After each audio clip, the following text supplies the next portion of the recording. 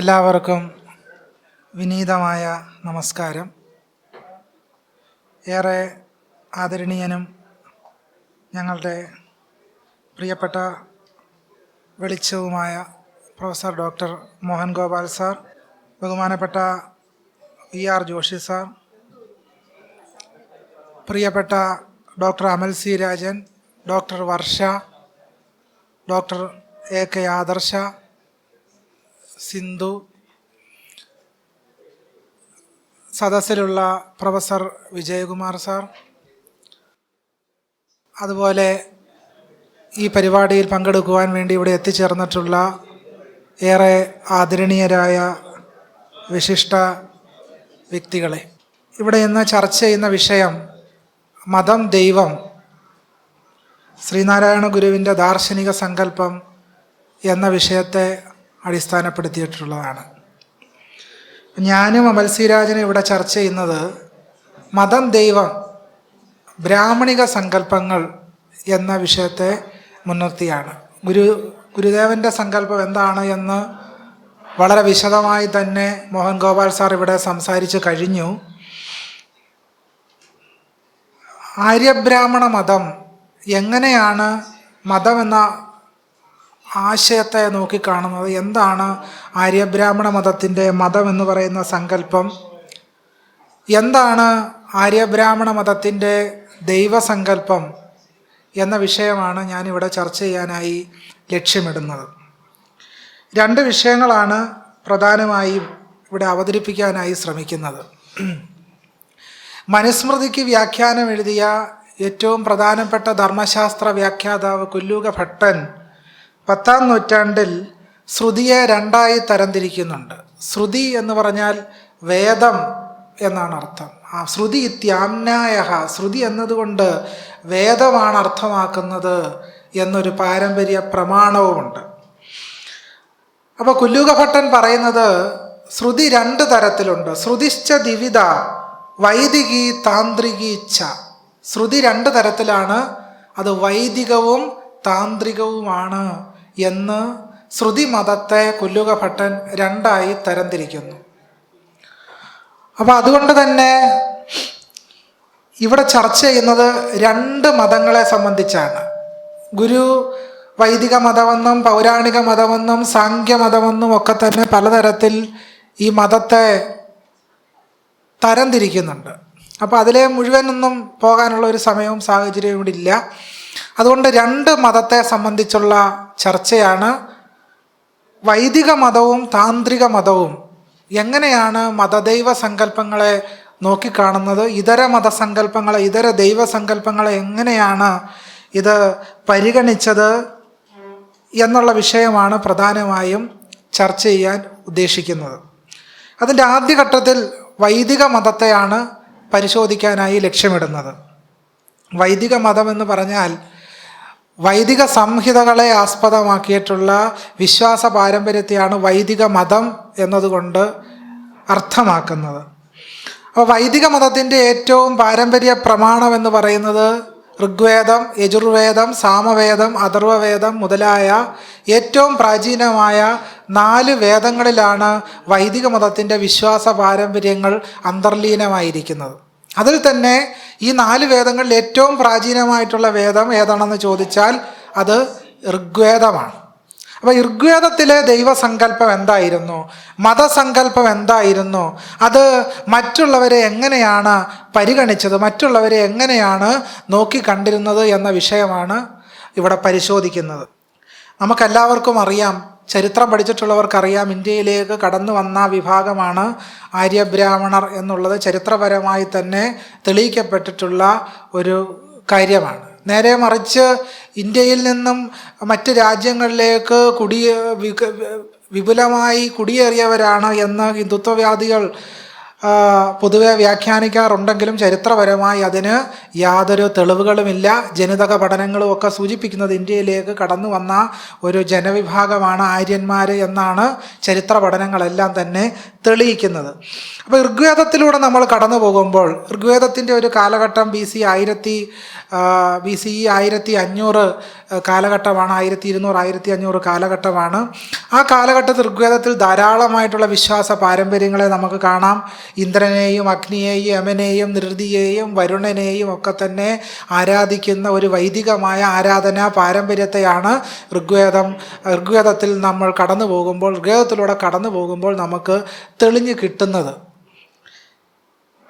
ഇതിൻ്റെ ഒരു പ്രശ്നമെന്ന് പറയുന്നത് ഇത് കേവലമായ ആര്യബ്രാഹ്മണരുടെ വിശ്വാസ പാരമ്പര്യമല്ല. ഋഗ്വേദത്തിൽ ആകമാനമുള്ള സൂക്തങ്ങളിലൂടെ നമുക്ക് കണ്ണോടിച്ച് പോകുമ്പോൾ നമ്മുടെ മുമ്പിൽ തെളിഞ്ഞു കിട്ടുന്നത് അപരോന്മൂലനമാണ്. മറ്റുള്ളവരെ ഉന്മൂലനം ചെയ്യാനുള്ള പ്രാർത്ഥനകളാണ് ഋഗ്വേദത്തിൽ എമ്പാടും തെളിഞ്ഞു കിട്ടുന്നത് എന്നുള്ളതാണ്. മറിച്ച് എനിക്ക് സുഖം തരണേ എന്നൊക്കെയുള്ള പ്രാർത്ഥന കാണാം. പ്രാതരഗ്നിം പ്രാതരിന്ദ്രകം ഹവാമഹേ പ്രാതർമിത്ര വരുണ പ്രാതരശ്വിന എന്നൊക്കെയുള്ള പ്രാർത്ഥനകളൊക്കെ കാണാം. എനിക്ക് പശുവിനെ തരണേ, എനിക്ക് ആടിനെ തരണേ, എനിക്ക് തൈര് തരണേ, പാല് തരണേ എന്നൊക്കെയുള്ള പ്രാർത്ഥനകളൊക്കെ കാണാം. പക്ഷേ അതിൻ്റെ ഇരട്ടിയായിട്ടുള്ള പ്രാർത്ഥനകളിൽ എമ്പാടും ഊന്നുന്നത് മറ്റുള്ളവരെ ഉന്മൂലനം ചെയ്യാനാണ്. അപ്പോൾ ഋഗ്വേദത്തിൻ്റെ ഒരു പൊതു പാരമ്പര്യം എന്ന് പറയുന്നത് അപരോന്മൂലനമാണ്. അപരത്തോടുള്ള ഹിംസയുടെ ഊന്നലാണ് ഋഗ്വേദത്തിൽ നമ്മൾ കാണുന്നത്. ഋഗ്വേദത്തിലെ 8-ാം മണ്ഡലത്തിലെ 40-ാമത്തെ സൂക്തത്തിലെ 6-ാമത്തെ മന്ത്രത്തിൽ പറയും, അല്ലയോ ഇന്ദ്ര, ഒരു വൃദ്ധൻ ചെടിയുടെ നീണ്ട കൊമ്പ് വെട്ടിക്കളയുന്നത് പോലെ ദാസന്റെ തല നീ കൊയ്യുക. ആ ദാസന്റെ സ്വത്തെല്ലാം ഞങ്ങൾ വീതിച്ചെടുക്കും, എതിരാളികളെല്ലാം എരിഞ്ഞു പോകട്ടെ. ഇതാണ് ഋഗ്വേദത്തിലെ 8-ാം മണ്ഡലത്തിലെ 40-ാമത്തെ മന്ത്രത്തിലെ 6-ാമത്തെ സൂക്തത്തിൽ പറയുന്നത്. ദാസന്റെ തല വെട്ടി അരിയുക, വെട്ടിപ്പിളർക്കുക, അവൻ്റെ സ്വത്തെല്ലാം അപഹരിച്ചെടുക്കുക. ഇതാണ് ഋഗ്വേദത്തിൽ തന്നെ 4-ാമത്തെ മണ്ഡലം 30-ാമത്തെ മന്ത്രം 30-ാമത്തെ സൂക്തം 21-ാമത്തെ മന്ത്രത്തിൽ പറയുന്നത്, ഇന്ദ്രൻ ദഭീതി എന്ന ആര്യന് വേണ്ടി 30,000 ദാസന്മാരെ വെട്ടി നുറുക്കി എന്നാണ് പറയുന്നത്. 30,000 ദാസന്മാരെ വെട്ടി നുറുക്കി. അപ്പം ഈ ദാസന്മാർ അതുപോലെ തന്നെ ശിഷ്ണദേവന്മാർ, അസുരന്മാർ, രാക്ഷസന്മാർ എന്നിങ്ങനെയുള്ള ധാരാളം അപര മനുഷ്യരെ പറ്റി എന്ന് പറഞ്ഞാൽ ആര്യന്മാർ കന്യരായ ധാരാളം മനുഷ്യരെ പറ്റി ഋഗ്വേദത്തിൽ പരാമർശം കാണാം. അവരോടുള്ള ഋഗ്വേദത്തിൻ്റെ സമീപനം എന്താണ്? അവരെയൊക്കെ ഉന്മൂലനം ചെയ്യുക, അവരുടെ തല വെട്ടിക്കളയുക, അവരുടെ സ്വത്ത് വീതിച്ചെടുക്കുക, അവരെ ഉന്മൂലനം ചെയ്യുക, അവരെ ഇല്ലാതാക്കുക. ഇതാണ് ഋഗ്വേദത്തിലെ പ്രാർത്ഥനകളുടെ ഒരു പൊതു സമീപനം. പക്ഷെ നമ്മളോട് ഇവർ പറഞ്ഞുകൊണ്ടിരിക്കുന്നത് എന്താണ്? മോഹൻ ഗോപാൽ സാർ സൂചിപ്പിച്ചതുപോലെ ലോകാ സമസ്ത സുഖിനോ ഭവന്തു വസുദൈവ കുടുംബകം. നമ്മൾ പല കോൺഫറൻസുകളിലും ചർച്ച ചെയ്തിട്ടുള്ള കാര്യങ്ങളാണ്. പക്ഷേ ഋഗ്വേദത്തിലൂടെ കടന്നു പോകുമ്പോൾ ഇതൊന്നുമല്ല നമ്മൾ കാണുന്നത്. അവിടെ കാണുന്നത് മറ്റു മനുഷ്യരോടുള്ള ഹിംസാത്മകമായ ഒരു പെരുമാറ്റത്തിൻ്റെ ചരിത്രപരമായ രീതികളാണ് ഋഗ്വേദത്തിൽ നമ്മൾ കാണുക. ഋഗ്വേദത്തിൽ തന്നെ 7-ാം മണ്ഡലം, ഒരു പ്രാചീന മണ്ഡലമാണ് ഋഗ്വേദത്തിലെ 7-ാം മണ്ഡലം. ആ 7-ാം മണ്ഡലം 1-ാമത്തെ സൂക്തത്തിൽ പറയുന്നത്, 1-ാമത്തെ മന്ത്രത്തിൽ പറയുന്നത്, ഉഭയമേതി യുവതി സുഭക്ഷം എന്ന് തുടങ്ങുന്ന സൂക്തത്തിൽ പറയുന്നത്, ഹേ അഗ്നി, ബഹളം വെക്കുന്ന രാക്ഷസനെ ഇല്ലാതാക്കുന്ന തേജസ്സുകളാൽ അങ്ങ് ശത്രുക്കളെ ചുട്ടരിക്കുക. ശത്രുനാശനത്തിനുള്ള മന്ത്രമാണ്. നീ എല്ലാ ശത്രുക്കളെയും ചുട്ടരിക്കുക. ഞങ്ങളുടെ ശത്രുക്കളെ, ആര്യ ശത്രുക്കളെ, ആര്യന്മാരുടെ ശത്രുക്കളെ നീ വെച്ചേക്കാൻ പാടില്ല, മുഴുവൻ പേരെയും ഇല്ലാതാക്കുക എന്ന് പറഞ്ഞാൽ ഇന്നത്തെ ശത്രു സംഹാര പുഷ്പാഞ്ജലിയുടെ വേര് കിടക്കുന്നത് എവിടെയാണ്? ഋഗ്വേദത്തിലാണ്. ഇന്നത്തെ ശത്രു സംഹാര പുഷ്പാഞ്ജലികളുടെ വേര് കിടക്കുന്നത് ഋഗ്വേദത്തിലാണ്. അടിസ്ഥാനപരമായി ശത്രു സംഹാര പുഷ്പാഞ്ജലി എന്താണ്? അപരോന്മൂലനമാണ്. അപരനുള്ള കരുണയോ അനുകമ്പയോ സ്നേഹമോ അല്ല, അപരനെ ഇല്ലായ്മ ചെയ്യാനുള്ള തത്വശാസ്ത്രമാണ് ഋഗ്വേദത്തിൽ വേര് പിടിച്ച് കിടക്കുന്നത്. തന്നെയല്ല, യാഗം ചെയ്യാത്തവരും യജ്ഞം ചെയ്യാത്തവരോടുമെല്ലാം കഠിനമായ ശത്രുതയാണ് വൈദിക മതത്തിനുള്ളത്. ഋഗ്വേദം 7-ാം മണ്ഡലത്തിലെ 6-ാമത്തെ സൂത്രത്തിൽ പ്രസമ്രാജോ അസുരസ്യ പ്രശസ്തിം എന്ന് തുടങ്ങുന്ന സൂക്തത്തിൽ പറയുന്നത്, യാഗമനുഷ്ഠിക്കാത്തവരും യജ്ഞവിരോധികളും നേർവഴി നടക്കാത്തവരുമായവരെ അല്ലയോ അഗ്നി നീ ദൂരെ കോടിക്കുക. അഗ്നിയോടുള്ള പ്രാർത്ഥനയാണ്. ഗുരു എഴുതി തന്ന മന്ത്രത്തെപ്പറ്റി ഞാനിവിടെ പറയുന്നില്ല. അഗ്നേ തവ യത്തേജതസ്തത് ബ്രാഹ്മം അഹമിത്യാജ്യം ജുഹോമി, ഞാനെന്ന് പറയുന്ന ആജ്യത്തെ ഹോമിക്കുന്നു, ഞാനെന്ന ആജ്യത്തെ ഹോമിക്കുന്നു എന്ന് ഗുരു പറയുന്നുണ്ട്. പക്ഷെ ഇവിടെ എന്താണ് കാണുന്നത്? ഇവിടെ കാണുന്നത് യാഗമനുഷ്ഠിക്കാത്തവരെ, യജ്ഞവിരോധികളെ, അവരൊക്കെ നേർവഴി നടക്കാത്തവരാണ്. അങ്ങനെ യാഗമനുഷ്ഠിക്കാത്തവരെയും യജ്ഞമനുഷ്ഠിക്കാത്തവരെയും എന്ത് ചെയ്യണം? അല്ലയോ അഗ്നി നീ ദൂരെ കോടിക്കണം എന്ന് പറഞ്ഞാൽ, യാഗത്തിലും യജ്ഞത്തിലും വിശ്വസിക്കാത്തവരെ എന്ത് ചെയ്യണം? അവരെ ദൂരെ കോടിക്കണം.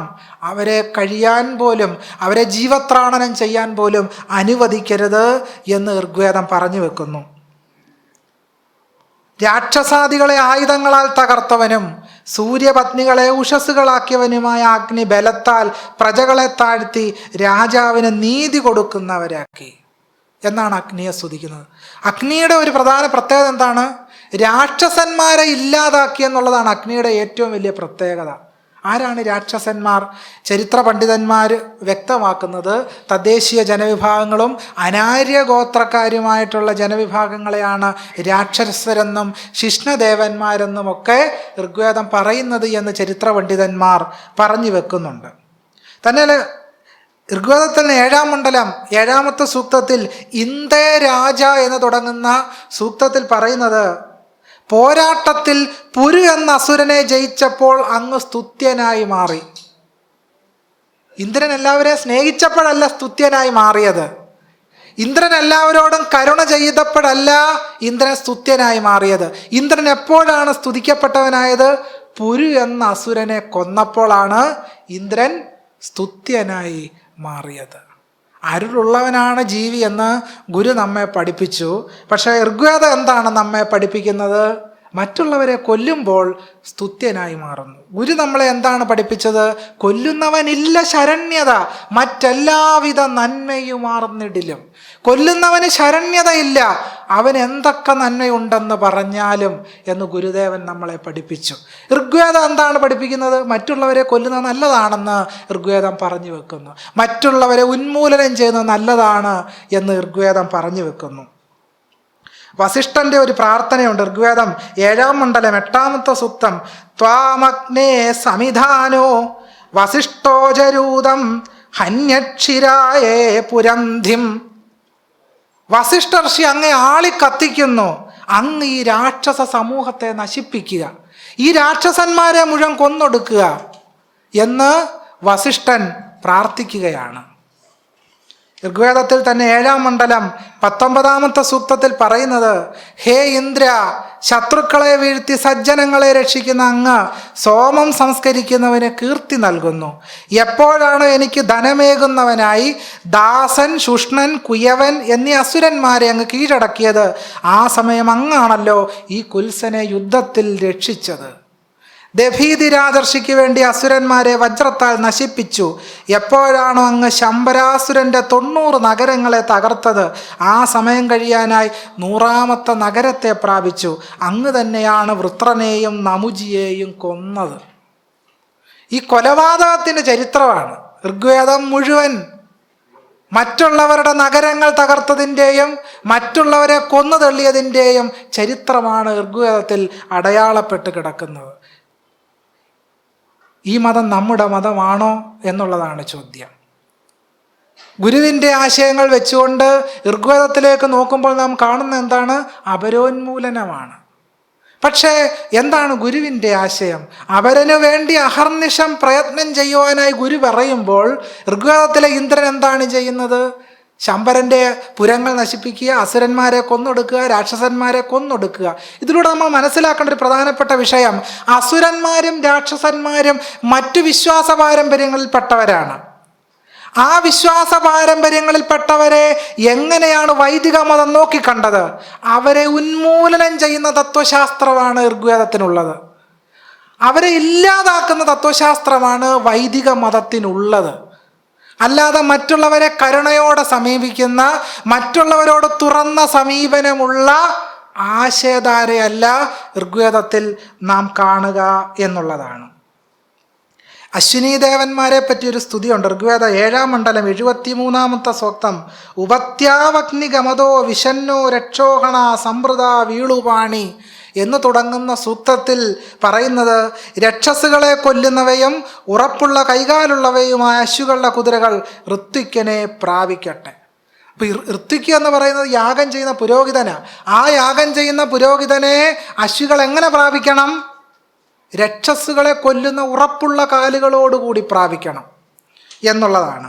തന്നെയല്ല, ഋഗ്വേദത്തിൽ വളരെ പ്രസിദ്ധമായ ഒരു യുദ്ധത്തെപ്പറ്റി പരാമർശിക്കുന്നുണ്ട്. അത് ദാശരാജ്ഞ യുദ്ധം എന്ന് പറയുന്നൊരു യുദ്ധത്തെ പറ്റിയാണ് ഋഗ്വേദത്തിൽ പരാമർശിക്കുന്നത്. ഡി കൊസാംബിയൊക്കെ ഇതിനെ സംബന്ധിച്ച് വളരെ വിപുലമായി എഴുതിയിട്ടുമുണ്ട്.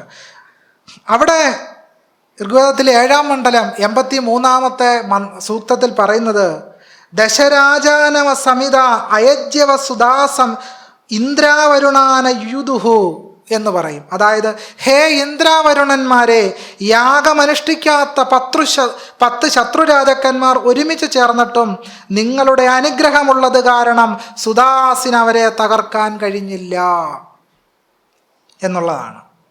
അപ്പോൾ യാഗമനുഷ്ഠിക്കാത്ത 10 ശത്രുരാജാക്കന്മാർ ഒരുമിച്ച് ചേർന്നിട്ടും ആ 10 പേർക്കും ആരെ കൊല്ലാൻ കഴിഞ്ഞില്ല? സുദാസിനെ എതിർക്കാൻ കഴിഞ്ഞില്ല. സുദാസിനാകട്ടെ, സുദാസ് എന്ന് പറയുന്ന രാജാവിന് ഈ 10 പേരെ പരാജയപ്പെടുത്താനും കഴിഞ്ഞു. കാരണം എന്താണ്? സുദാസ് എന്ന് പറയുന്ന രാജാവിന് ഇന്ദ്രൻ്റെ സഹായം ഉണ്ടായിരുന്നു. ഇന്ദ്രൻ്റെ ജോലി എന്താണെന്ന് ഏതാണ്ട് വ്യക്തമാക്കി കഴിഞ്ഞു. അപ്പം ഇവിടെ യാഗം ചെയ്യാത്തവരെ ശത്രുവായിട്ടാണ് ഋഗ്വേദം സ്ഥാനപ്പെടുത്തുന്നത് എന്നുള്ളതാണ്. ഇങ്ങനെ ധാരാളം സൂക്തങ്ങൾ നമുക്ക് ഋഗ്വേദത്തിലെമ്പാടും കാണാം. ഋഗ്വേദം 1-ാം മണ്ഡലം മുതൽ 10-ാം മണ്ഡലം വരെയുള്ള സൂക്തങ്ങളിലൂടെ സഞ്ചരിച്ചാൽ ഈ അപരന്മാരെ ഉന്മൂലനം ചെയ്യുന്ന ഒരു മന്ത്രങ്ങളുടെ ഒരു വലിയ പാരാവാരം തന്നെ നമുക്ക് ഋഗ്വേദത്തിൽ കാണാൻ കഴിയും.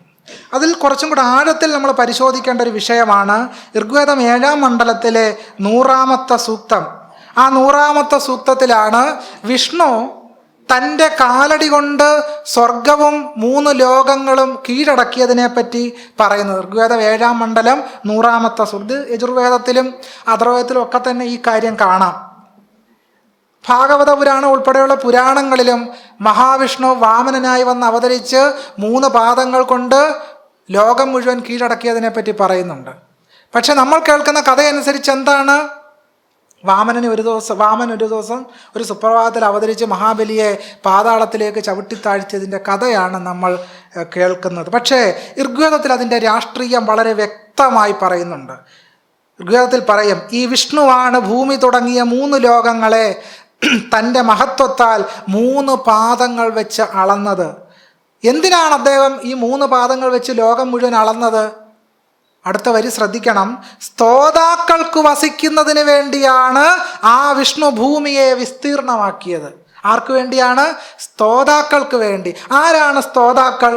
ബ്രാഹ്മണർ. അപ്പൊ വിഷ്ണു വന്ന് വാമനന്റെ രൂപത്തിൽ വന്ന് 3 അടിയായി മഹാബലിയോട് ഭൂമി ചോദിച്ച് ഈ ലോകം മുഴുവൻ അളന്ന് ആർക്ക് വേണ്ടിയാണ്? ഇന്ത്യയിലെ ദളിതർക്ക് വേണ്ടിയാ? അതോ പിന്നോക്ക ജാതിക്കാർക്ക് വേണ്ടിയോ? അതോ ഈഴവർക്ക് വേണ്ടിയോ? ബ്രാഹ്മണർക്ക് വേണ്ടി മഹാവിഷ്ണു വാമനനായി അവതരിച്ച് ഭൂമി മുഴുവൻ അളന്ന് മേടിച്ചു. ഇതാണ് ഋഗ്വേദത്തിൽ വളരെ വ്യക്തമായി പറയുന്നു ആർക്കു വേണ്ടിയാണത് ചെയ്തത്. മറ്റുള്ളവരെ ഉന്മൂലനം ചെയ്ത് ബ്രാഹ്മണ മതം സ്ഥാപിക്കുന്നതിന് വേണ്ടിയാണ് വിഷ്ണു അവതരിച്ചത് എന്ന് വളരെ വ്യക്തമായി ഋഗ്വേദത്തിൽ പറഞ്ഞു വെക്കുന്നു. അതുകൊണ്ടാണ് ഒരിക്കൽ സഹോദരൻ അയ്യപ്പൻ പറഞ്ഞു, വാമനാദർശം വെടിഞ്ഞിടേണം, മാബലി വാഴ്ച വരുത്തിടേണം എന്ന് സഹോദരൻ അയ്യപ്പൻ വ്യക്തമായി സൂചിപ്പിക്കുകയും ചെയ്തു. ഈ വാമനാദർശം വെടിയുക എന്ന് പറഞ്ഞാൽ ഈ ബ്രാഹ്മണ മതത്തെ ഉപേക്ഷിക്കുക എന്നുള്ളതാണ്. ബ്രാഹ്മണ മതത്തെ സമ്പൂർണമായി ഉപേക്ഷിക്കുക എന്നുള്ളതാണ്. ഋഗ്വേദ 7-ാം മണ്ഡലം 104-ാമത്തെ സൂക്തത്തിൽ പറയും, ഹേ ഇന്ദ്ര, മൂങ്ങയുടെ രൂപഭാവങ്ങൾ ധരിച്ചെത്തുന്ന ദ്രോഹികളെ നശിപ്പിക്കുക, നായയുടെയും ചക്രവാകത്തിൻ്റെയും പരുന്തിൻ്റെയും കഴുകൻ്റെയും രൂപം ധരിച്ചെത്തുന്ന ദ്രോഹികളായ രാക്ഷസന്മാരെ ഇല്ലാതാക്കുക. ഫാദർ കാമൽ ബുൽക്കെ അദ്ദേഹത്തിൻ്റെ രാമകഥയിൽ പറയുന്ന ഒരു സുപ്രധാനമായ നിരീക്ഷണമുണ്ട്. നായ, പരുന്ത്, കഴുകൻ ഇതൊക്കെ ആദിമ ജനതയുടെ ടോട്ടം അഥവാ കുലചിഹ്നമാണെന്ന് കാമൽ ബുൽക്കെ നിരീക്ഷിക്കുന്നു.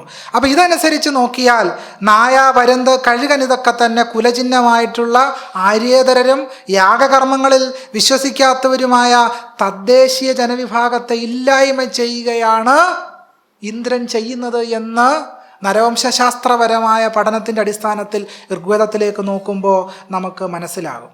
അപ്പം ചുരുക്കത്തിൽ വൈദിക മതം എല്ലാവരുടെയും മതമായിരുന്നില്ല. അത് ആരുടെ മാത്രമാണ്?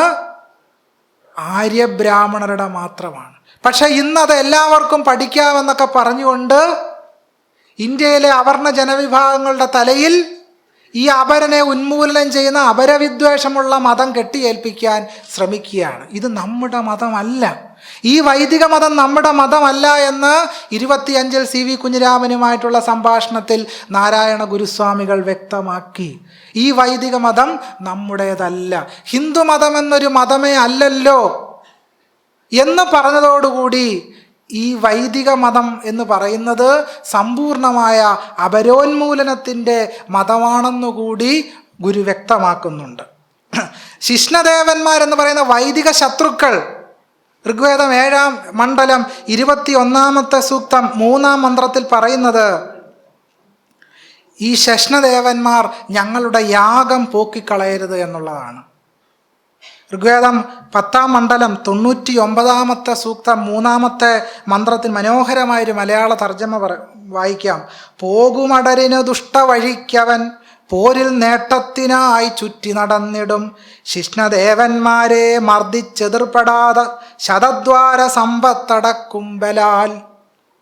ശിഷ്ണദേവന്മാരെ കൊന്നൊടുക്കിയിട്ട് അവരുടെ സമ്പത്തെല്ലാം പിടിച്ചെടുക്കണം. ഇതാണ് ഋഗ്വേദത്തിൻ്റെ പ്രാർത്ഥന. അപ്പം ശിഷ്ണദേവന്മാരെന്ന് പറഞ്ഞാൽ യാഗത്തിലും യജ്ഞത്തിലും ഒന്നും വിശ്വസിക്കാത്ത മറ്റു വിശ്വാസ സമ്പ്രദായത്തിലുള്ളവരാണ്. എന്താണ് ചെയ്യേണ്ടത്?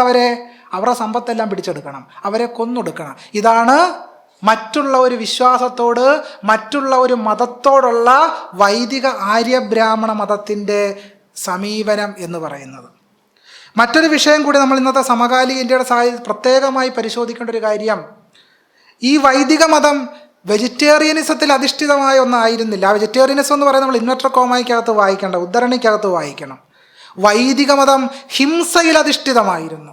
വിശക്കുമ്പോൾ കഴിക്കാൻ വേണ്ടിയിട്ട് മാത്രമല്ല കുതിരയെയും പശുവിനെയും ആര്യബ്രാഹ്മണർ കൊന്നിരുന്നത്, യാഗത്തിൽ ഹോമിക്കുന്നതിന് വേണ്ടിയിട്ടാണ് എന്ന് ഋഗ്വേദം പറഞ്ഞു വെക്കുന്നു. ഋഗ്വേദം 1-ാം മണ്ഡലം 162-ാമത്തെ സൂക്തം പറയും, മാനോമിത്ര വരുണോ അര്യമായുരിന്ദ്ര ഋഭുക്ഷ മരുതപരിഖ്യൻ യദ്വാജിനോ ദേവജാതസ്യ സപ്തേ പ്രവക്ഷ്യമോ വിദദേ വീര്യാണി യേഷശ്ചാഗഃ പുരോ അശ്വേന വാജിനാ പുഷ്ണോ ഭാഗോ നീയതേ വിശ്വദേവ്യഃ അഭിപ്രിയം യത് പുരോടാശമവർത്താ ത്വഷ്ടേതേനം സൗസ്രവായ ജിന്വതി എന്ന് തുടങ്ങുന്ന സൂക്തത്തിൽ പറയുന്നത്, മിത്രാവരുണന്മാരും ആര്യമാവും വായുവും ഇന്ദ്രപ്രജാപതികളും മരുത്തുക്കളും അശ്വത്തെ സ്തുതിക്കാൻ പോകുന്ന ഞങ്ങളെ പരിഹസിക്കാതിരിക്കട്ടെ.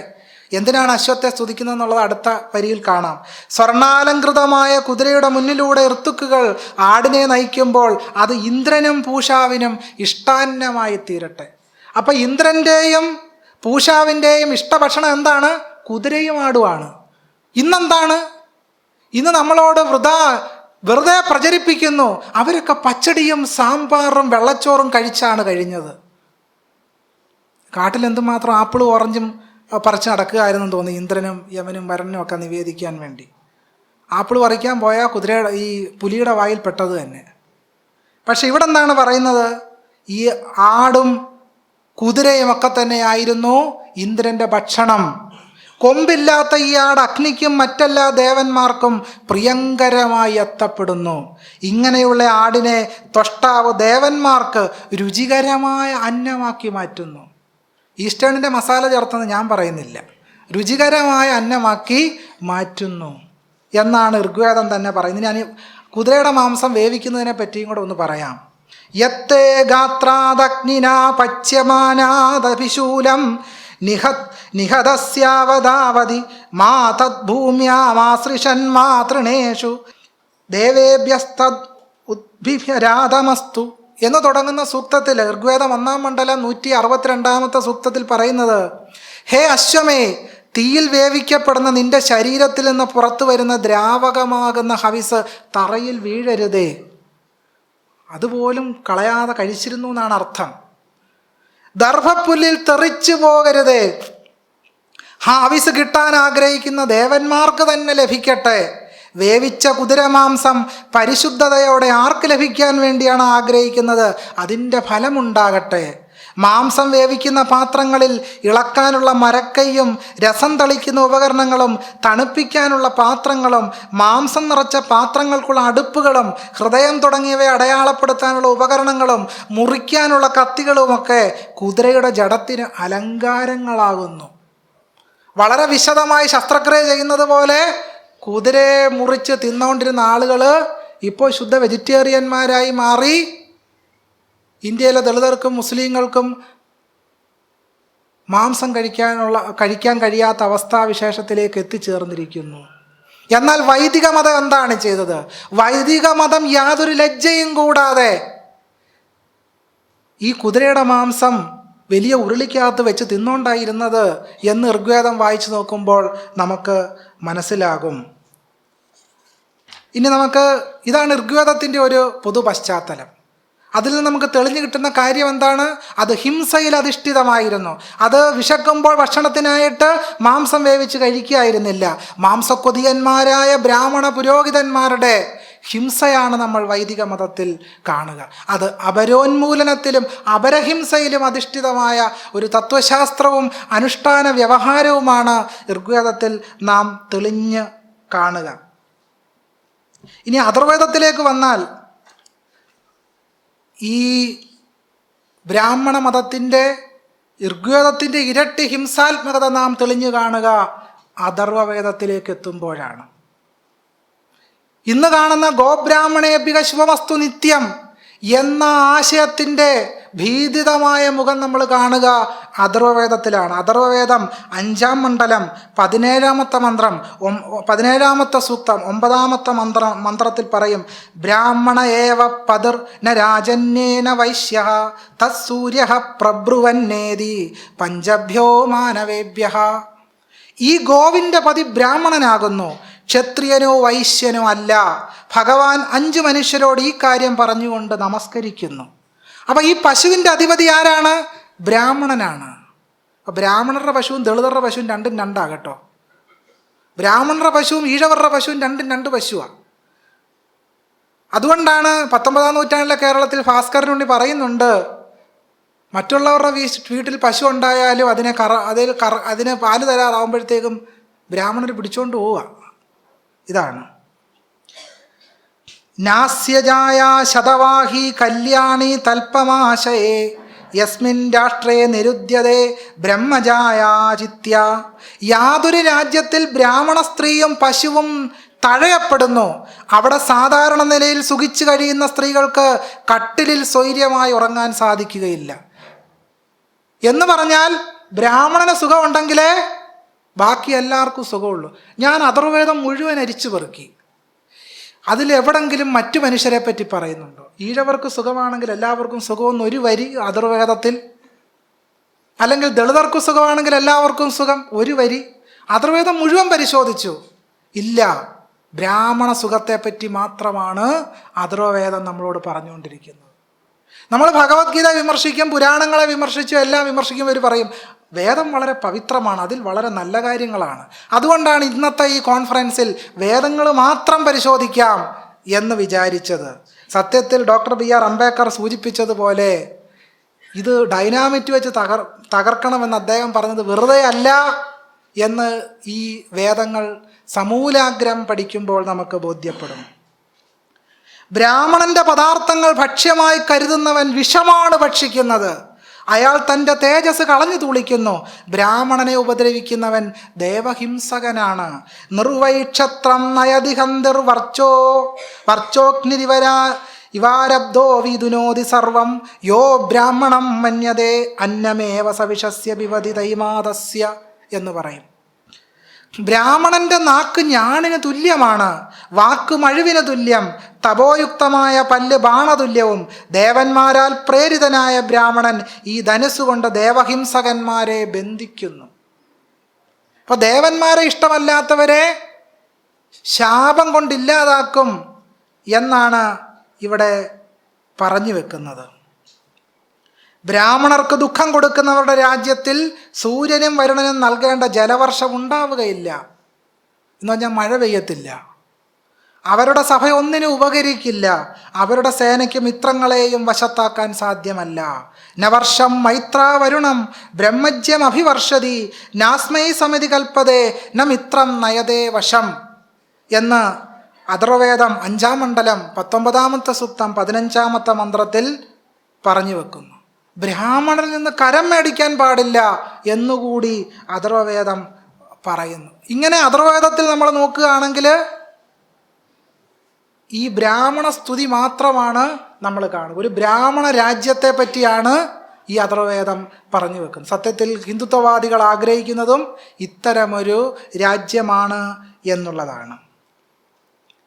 അഥർവവേദത്തിൽ തന്നെ മറ്റൊരിടത്ത് പറയും, ഒരു പുരോഹിതൻ്റെ സൂക്തം, ഒരു പുരോഹിതൻ്റെ പ്രാർത്ഥനയാണ്.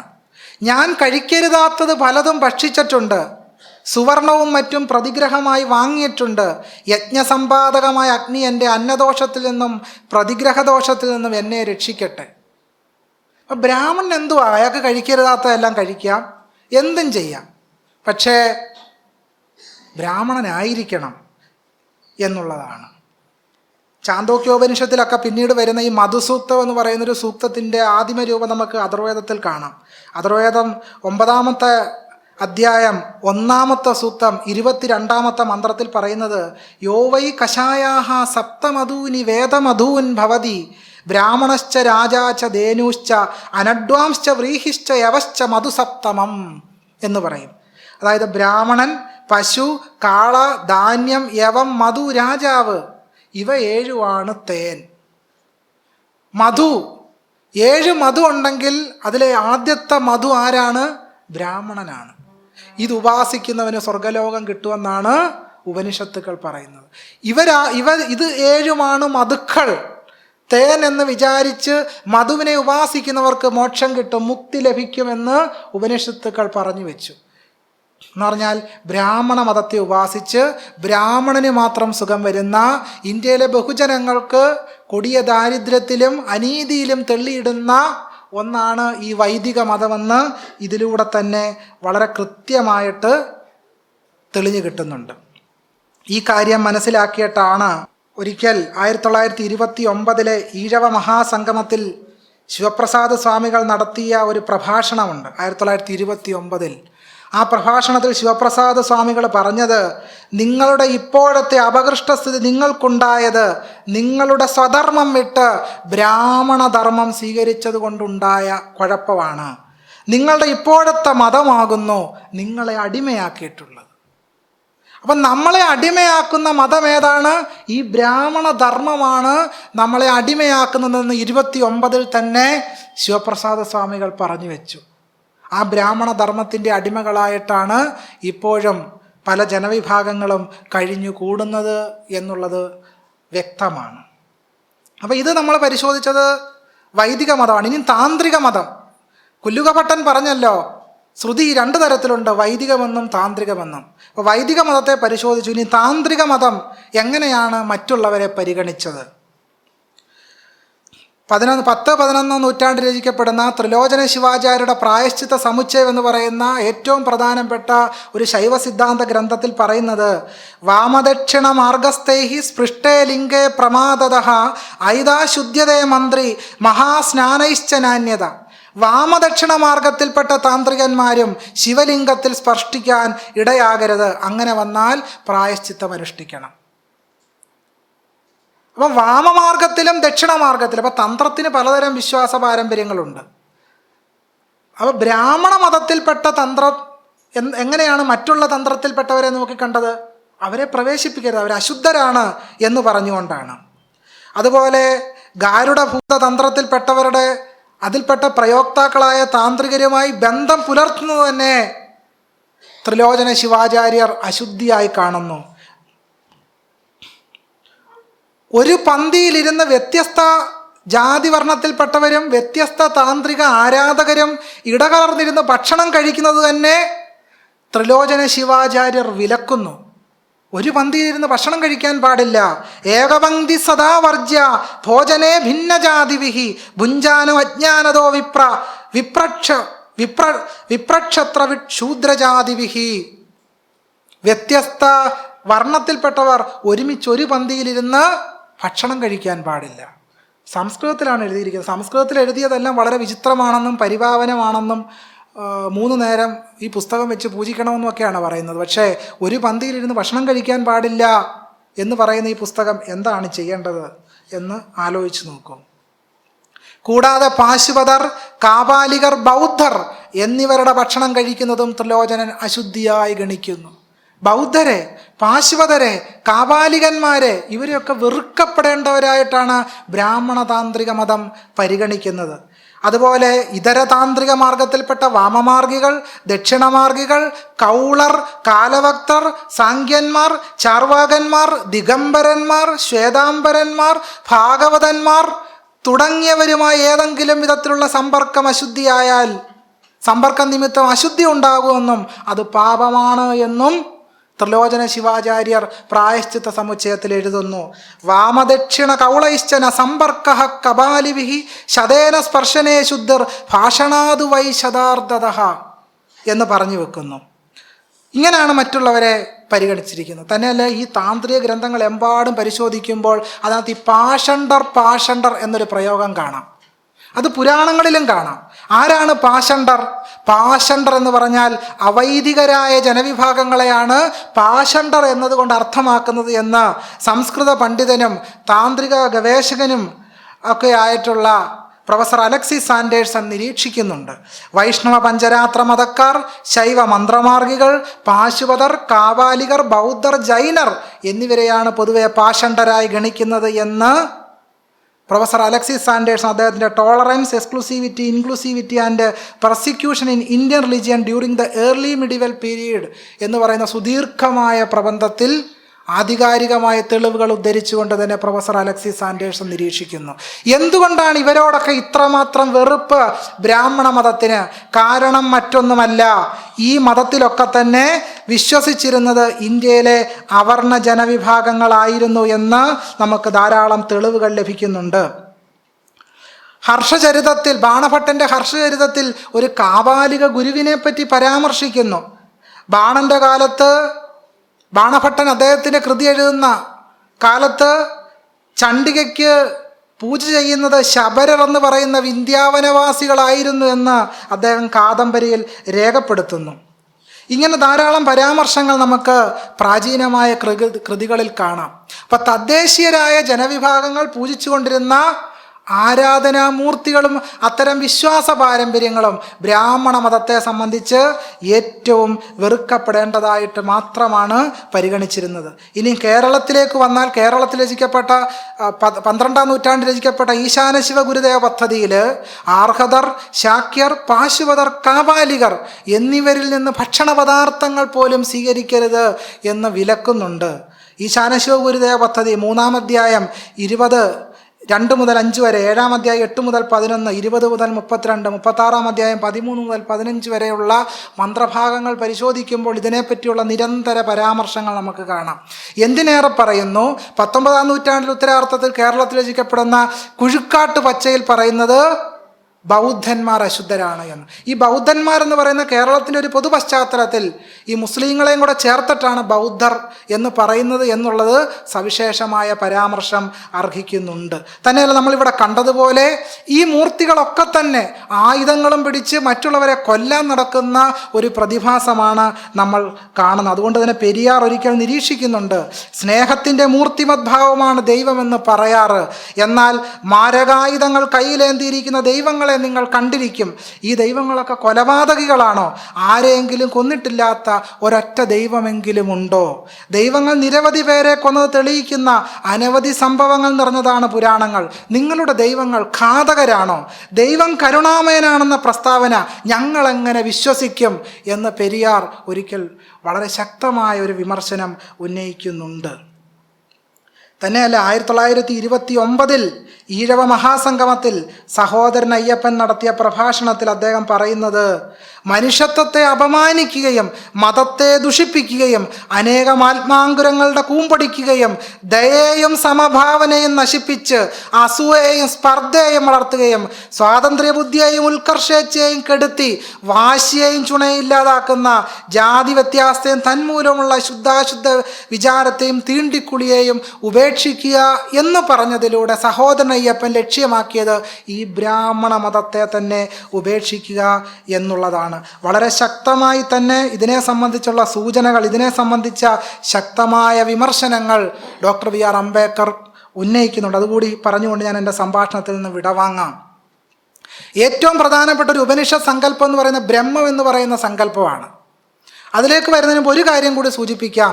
ഋഗ്വേദത്തിലെ അവസാന മന്ത്രമുണ്ട്, സംസമിദ്യുവസേ വൃഷന്നഗ്നേ വിശ്വാന്നര്യാ ഇളസ്പദേ സമിദ്യസേ സനോവശൂന്യാഭര സംഗച്ഛധ്വം സംവദധ്വം സമ്മോമനാംസി ജാനതാം ദേവാഭാഗം യഥാ പൂർവേ സഞ്ജനാന ഉപാസതേ സമാനം മന്ത്ര സമധി സമാനീ സമാനം മനസഃ ചിത്തമേഷാം സമാനം മന്ത്രമഭിമന്ത്രേവ സമാനേനവോ ഹവിഷാജുഹോമി സമാനീവ ആകൂധി സമാനോ ഹൃദയാനിവഹ സമാനമസ്തുവോ മനോയഥാവസു സഹാസതി. നമുക്കൊരുമിച്ച് ഹോമം ചെയ്യാം, നമുക്കൊരുമിച്ച് യാഗം ചെയ്യാം, നമുക്കിങ്ങനെ കൈകളൊക്കെ ചേർത്ത് പിടിച്ച് നടക്കാം. കേൾക്കുമ്പോൾ തോന്നും നമ്മളോടെല്ലാവരോടും പറയുന്നത്. അല്ല, ആര്യന്മാർ പരസ്പരം പറയുന്നതാണ്. അതുകൊണ്ടാണ് പൊയ്കയിൽ അപ്പച്ചൻ പറഞ്ഞത്, ഇത് നമ്മുടെ വേദം, നമ്മുടെ പുസ്തകമല്ല, ഈ ബൈബിളിൽ ഞങ്ങളെപ്പറ്റി പറയുന്നില്ലല്ലോ എന്ന് പൊയ്കയിൽ അപ്പച്ചൻ പറഞ്ഞതുപോലെ ഇവിടെ പറയുന്നത് ആര്യന്മാർക്കിടയിലുള്ള ശത്രുത അവസാനിപ്പിച്ച് അവരെല്ലാം കൈകോർത്ത് പിടിച്ച് നമ്മൾക്കെതിരെ യുദ്ധം നയിക്കുന്നതിനെ പറ്റിയാണ്. അല്ലാതെ ഇന്ത്യയിലുള്ള മുഴുവൻ മനുഷ്യരുടെ ഐക്യമത്യത്തെ പറ്റിയാണ് എന്ന് ചിലർ ഇപ്പോൾ പ്രചരിപ്പിക്കുന്നുണ്ട്. അത് ശുദ്ധ അസംബന്ധമാണ് എന്ന് പറയാതെ നിവർത്തിയില്ല. ഈ ബ്രഹ്മം എന്ന് പറയുന്ന സങ്കല്പവും അത്തരത്തിലൊന്നാണ്. ബ്രഹ്മം എന്ന് പറയുന്ന സങ്കല്പത്തിൽ മനുഷ്യരുടെ വികാരങ്ങളില്ല, സ്നേഹമില്ല, ദയയില്ല, കരുണയില്ല, അപരത്തോടുള്ള യാതൊരു വിധത്തിലുള്ള ഭാവനയില്ല. ഒരു നിർഗുണ പരബ്രഹ്മം ആണ് യഥാർത്ഥത്തിൽ എന്ത്? ഈ ബ്രഹ്മം എന്ന് പറയുന്ന സങ്കല്പം. 1956 നവംബർ 24 ബനാറസ് ഹിന്ദു യൂണിവേഴ്സിറ്റിയിൽ നടത്തിയ പ്രഭാഷണത്തിൽ ഡോക്ടർ ബി ആർ അംബേദ്കർ പറഞ്ഞു, ബ്രഹ്മം എല്ലായിടത്തും ഉണ്ടെങ്കിൽ എല്ലായിടത്തും സമാനമായിരിക്കണം. ബ്രാഹ്മണനിലുള്ള ബ്രഹ്മം അസ്പൃശ്യനിലും ഉണ്ടായിരിക്കണം. എങ്കിൽ ബ്രാഹ്മണൻ ശ്രേഷ്ഠനും അസ്പൃശ്യൻ നീചനുമായി എന്തുകൊണ്ട് കരുതപ്പെടണം എന്ന് ഡോക്ടർ ബി ആർ അംബേദ്കർ ചോദിക്കുകയും 1956 ഒക്ടോബർ 14 ബുദ്ധമതത്തിലേക്ക് പരിവർത്തനം ചെയ്തുകൊണ്ട് ഇത് ഞങ്ങളുടെ മതമല്ല, ഈ ബ്രാഹ്മണ മതം ഞങ്ങളുടേതല്ല എന്ന് ഉച്ചസ്ഥൈര്യം പ്രഖ്യാപിക്കുകയാണ് ഡോക്ടർ ബി ആർ അംബേദ്കർ ചെയ്തത്. അദ്ദേഹം ചില പ്രതിജ്ഞ എടുക്കുന്നുണ്ട്. അതിൽ, എനിക്ക് ബ്രഹ്മാവിഷ്ണു മഹേശ്വരന്മാരിൽ വിശ്വാസമില്ല, അതിനാൽ ഞാൻ അവരെ ആരാധിക്കില്ല. എനിക്ക് രാമനിലും കൃഷ്ണനിലും വിശ്വാസമില്ലാത്തതിനാൽ ഞാൻ അവരെ ആരാധിക്കില്ല. ഞാൻ ശ്രാദ്ധമൂട്ടുകയോ പിണ്ടം വെക്കുകയോ ചെയ്തില്ല. ഞാൻ ബ്രാഹ്മണരെ കൊണ്ട് ഒരു ചടങ്ങും നടത്തിക്കില്ല. മനുഷ്യവംശത്തിൻ്റെ തുല്യതയിൽ ഞാൻ വിശ്വസിക്കുന്നു എന്ന് ഡോക്ടർ ബി ആർ അംബേദ്കർ 1956 പറഞ്ഞു. കാരണം മനുഷ്യവംശത്തിൻ്റെ തുല്യതയിൽ വിശ്വസിച്ചാൽ വൈദിക മതത്തിൽ ആ തുല്യതയില്ല എന്ന് നമുക്ക് ബോധ്യപ്പെടും. ഏറ്റവും അവസാനം ഒരു പോയിന്റും കൂടെ പറയേണ്ടതായിട്ടുണ്ട്. ഈ തദ്ദേശീയ ജനവിഭാഗങ്ങളുടെ ആരാധനാമൂർത്തികളെയും അതിനെ കൂടി ബ്രാഹ്മണ മതം സ്വീകരിച്ചത് ഒരു പ്രത്യേകമായ പ്രതിഭാസത്തിലൂടെയാണ്. തദ്ദേശീയ ജനവിഭാഗങ്ങളുടെ ആരാധനാമൂർത്തികളെ സ്വാംശീകരിച്ച് പൂണൂലിട്ട് ബ്രാഹ്മണ മതം നമ്മുടെ ദൈവസങ്കല്പങ്ങളെ അവരുടേതാക്കി അതിലൂടെ ബ്രാഹ്മണ മതം നമ്മളെ നിയന്ത്രിച്ചുകൊണ്ടിരിക്കുകയാണ്. നമ്മുടെ ജാത്തിനെ അവരുടെ പൂണൂലിട്ട് അവരുടേതാക്കി, നമ്മുടെ അയ്യപ്പനെ അവരുടേതാക്കി, നമ്മുടെ മാടനെ മറുതെ അവരുടേതാക്കി. അങ്ങനെ നമ്മുടേതായ ദൈവസങ്കല്പങ്ങളെ മുഴുവൻ ബ്രാഹ്മണ മതം പൂണൂലിടിച്ച് അവരുടേതാക്കുകയും അവരുടെ ആചാരാനുഷ്ഠാനങ്ങളിലൂടെ നമ്മളെ നിയന്ത്രിക്കുകയും ചെയ്തുകൊണ്ടിരിക്കുന്നു എന്ന് മാത്രമല്ല, നമ്മുടെ ദൈവങ്ങളെ ഏറ്റവും മോശമായി സ്ഥാനപ്പെടുത്തുകയും കൂടി ചെയ്തു. ബ്രാഹ്മണരുടെ ദൈവസങ്കല്പങ്ങൾ ഉത്തമമായ ദൈവസങ്കല്പങ്ങളും നമ്മുടെ ദൈവങ്ങളെയെല്ലാം തന്നെ നീചന്മാരാക്കി സ്ഥാനപ്പെടുത്തുകയും ചെയ്തു. 1700-കളിൽ എഴുതപ്പെടുന്ന പ്രശ്നമാർഗം എന്ന് പറയുന്ന ഏറ്റവും പ്രധാനപ്പെട്ട ജ്യോതിഷ ഗ്രന്ഥത്തിൽ പറയുന്നത് മാന്തേതു നീചാർച്ചിത ശശിഗ്രഹേ നീച സമർപ്പിതം എന്നൊക്കെ പറയുന്നതിലൂടെ നീചന്മാർ പൂജിക്കുന്ന ദൈവങ്ങൾ, ശശിഗ്രഹേ നീച സമർപ്പിതം, ശനിയെ കൊണ്ട് നീചന്മാരാരാധിക്കുന്ന ദൈവം എന്നിങ്ങനെയൊക്കെ നമ്മുടെ ദൈവസങ്കല്പങ്ങളെ കൂടി ശ്രേണീകരിച്ച് മനുഷ്യരെ എങ്ങനെയാണോ ശ്രേണീകരിച്ചത് അതുപോലെ തന്നെ ഇന്ത്യയിലെ ദൈവസങ്കല്പങ്ങളെയും ബ്രാഹ്മണ മതം ശ്രേണീകരിച്ച് അധമവൽക്കരിച്ചിരിക്കുന്നു. തന്നെയല്ല, മുക്തി എന്ന് പറയുന്ന സങ്കല്പം പോലും അടിമുടി ബ്രാഹ്മണർക്ക് മാത്രം അവകാശപ്പെട്ടതാണ് എന്നും, മുക്തി ലഭിക്കണമെങ്കിൽ ബ്രാഹ്മണനായി ത്രൈവർണികനായി മാത്രം ജനിച്ചാൽ മാത്രമേ ഒരാൾക്ക് മുക്തി ലഭിക്കൂ എന്നുകൂടി ബ്രാഹ്മണ മതം പറഞ്ഞു വെക്കുന്നു. ഏറ്റവും പ്രധാനപ്പെട്ട ജ്യോതിഷ ഗ്രന്ഥമായ ദശാദ്യയുടെ ആമുഖത്തിൽ മൂർത്തുത്വേ പരികൽപ്പിതേ ശശപ്രദോ എന്ന് പറയുന്ന ശ്ലോകത്തിൻ്റെ ആമുഖത്തിൽ പറയുന്നത് ബ്രാഹ്മണ ക്ഷത്രിയ വൈശ്യന്മാരിൽ ആരാണോ പിതൃമുഖത്തിൽ നിന്നും ഗായത്രി ഉപദേശം സ്വീകരിച്ച് ബ്രഹ്മചര്യം തുടങ്ങിയ ആശ്രമധർമ്മങ്ങളെ അനുഷ്ഠിച്ച് 3 സന്ധ്യകളിലും എല്ലാ ദിവസവും ഗായത്രി മന്ത്രത്തിൻ്റെ ദേവതയായ സൂര്യനെ ഉപാസിച്ച് സന്യാസാശ്രമം സ്വീകരിക്കാൻ അധികാരം സമ്പാദിച്ച് സന്യാസം സ്വീകരിച്ച് ആശ്രമത്തിൽ ചരിക്കുന്നത് അവർക്ക് മാത്രമാണ് മോക്ഷസിദ്ധി. എന്നാൽ ഗുരു എന്താണ് പറഞ്ഞത് എന്ന് മോഹൻ ഗോപാൽ സാറ് ഇവിടെ വ്യക്തമാക്കി കഴിഞ്ഞു. അപ്പം മുക്തി എന്ന് പറയുന്ന ബ്രാഹ്മണ മതത്തിൻ്റെ സങ്കല്പവും ദൈവസങ്കല്പവും മതസങ്കല്പവും ഗുരുവിൽ നിന്ന് വളരെയധികം വിദൂരത്തിലാണ്. ബ്രാഹ്മണ മതത്തിൻ്റെ സങ്കല്പങ്ങൾ അടിമുടി അപരനെ ഉന്മൂലനം ചെയ്യുന്നവയാണ്. മറ്റുള്ളവരെ ഹിംസാത്മകമായി കീഴടക്കി അവരെ വധിച്ച് അവരുടെ സ്വത്തുക്കൾ അടക്കം കൈയടക്കിക്കൊണ്ടാണ് ബ്രാഹ്മണ മതം ഇത്ര കാലവും മുന്നോട്ട് പോയത് എന്നുള്ളതാണ്. ആ ഒരു ഹിംസാത്മകമായ മറ്റുള്ളവരെ അധിനിവേശിക്കുന്ന ഈ മതദൈവ സങ്കല്പങ്ങളെ തിരിച്ചറിഞ്ഞുകൊണ്ട് മാത്രമേ നാരായണ ഗുരുസ്വാമികൾ മുന്നോട്ട് വെച്ച വിപുലമായ തുറന്ന മതദൈവ സങ്കല്പങ്ങളെ പറ്റിയുള്ളൊരു സംവാദത്തിലേക്ക് നമുക്ക് കടക്കാൻ കഴിയൂ. അങ്ങനെ കടക്കുമ്പോൾ മാത്രമേ ഈ അപരനെ പറ്റിയുള്ള കരുണ നമുക്കുണ്ടായി വരികയുള്ളൂ. കരുണാവാൻ നബി മുത്തുരത്നം എന്ന് ഗുരുവിന് പറയാൻ കഴിഞ്ഞത് ഈ അപരത്തോടുള്ള വേറിട്ട സങ്കല്പം, വിമോചനാത്മകമായ തുറന്ന സങ്കല്പം ഉള്ളത് കൊണ്ടാണ്. എന്നാൽ വൈദിക ബ്രാഹ്മണ മതത്തിന് അപരത്തോടുണ്ടായിരുന്ന സമീപനം അവരെ ഉന്മൂലനം ചെയ്യാനും കൊന്നു തള്ളാനും അവരെ ആക്രമിക്കാനും അവരെ വിവേചനപ്പെടുത്താനുമുള്ള ഒരു വഴിയാണ് ബ്രാഹ്മണ മതം എന്നും സ്വീകരിച്ചിട്ടുള്ളത്. അതിൻ്റെ ആ വഴിയിലൂടെ ഒരു രാഷ്ട്രത്തെ തന്നെ സൃഷ്ടിക്കാൻ ബ്രാഹ്മണ മതം ശ്രമിക്കുമ്പോൾ അതിനെതിരെ ഒരു ശക്തമായ വിമോചനത്തിൻ്റെ വഴിയായി നാരായണ ഗുരുസ്വാമികളുടെ ചിന്തകൾ നമുക്ക് വെളിച്ചമായിരിക്കുന്നു. ആ വെളിച്ചം ഉപയോഗിച്ചുകൊണ്ട് നമുക്ക് ഹിന്ദുത്വത്തിൻ്റെ ഈ ബ്രാഹ്മണ മതത്തിൻ്റെ കെട്ടുവേലികൾക്കകത്ത് നിന്ന് പുറത്തേക്ക് ഒരു വലിയ ജനാധിപത്യത്തിൻ്റെയും സാഹോദര്യത്തിൻ്റെയും സ്നേഹത്തിൻ്റെയും ലോകത്തിലേക്ക് പ്രവേശിക്കാൻ കഴിയട്ടെ എന്ന് പ്രത്യാശിച്ചുകൊണ്ട് എൻ്റെ വാക്കുകൾ ഉപസംഹരിക്കുന്നു. നന്ദി, നമസ്കാരം.